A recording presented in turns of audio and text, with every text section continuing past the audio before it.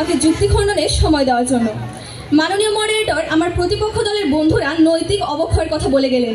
তারা হয়তো ভুলে যাচ্ছে যে মাদকাসক্তি এক ধরনের নৈতিক অবক্ষয়।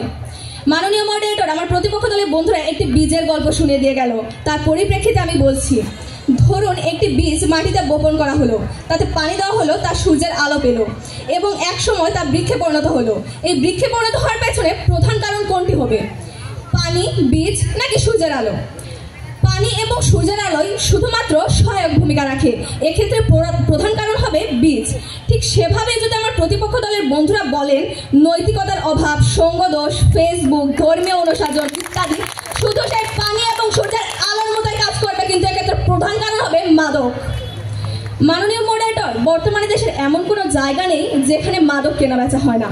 আজ সমাজের আনাচে কানাচে যেভাবে মাদক যুব সমাজকে হাতছানি দিয়ে ডাকছে, তাতে প্রতীয়মান হয় যে মাদকাসক্তি যুব সমাজের অবক্ষয়ের একমাত্র কারণ। মাননীয় মডারেটর, মাদকাসক্তির কারণে তৈরি হচ্ছে কিশোর গ্যাং, যার সংখ্যা দিন দিন বৃদ্ধি পাচ্ছে, আর এতে যুব সমাজ ধ্বংসের দ্বার প্রান্তে এসে দাঁড়িয়েছে। এত কিছুর পরেও যদি আমার প্রতিপক্ষের দলের বন্ধুরা একই কথা বারবার বলে যায়, তাহলে একদিন যুব সমাজের মুখে মুখে ধ্বনিত হবে, আমি মাতাল, আমি মাতাল। আশা করছি আমার প্রতিপক্ষ দলের বন্ধুরা এটা চায় না।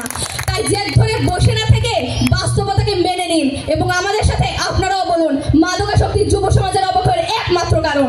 ধন্যবাদ মাননীয় মডারেটর, ধন্যবাদ উপস্থিত সবাইকে। শ্রেষ্ঠ বক্তা মারিয়া হোসেন প্রীতি, পক্ষ দলের দলনেতা। ঠিক আছে? এগ্রি? গুড। এবং বিজয়ী হয়েছে কোন দল?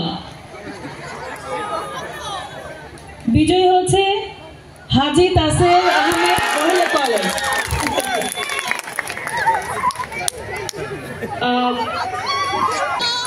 কংগ্রেচুলেশনস বিজয়ী দল।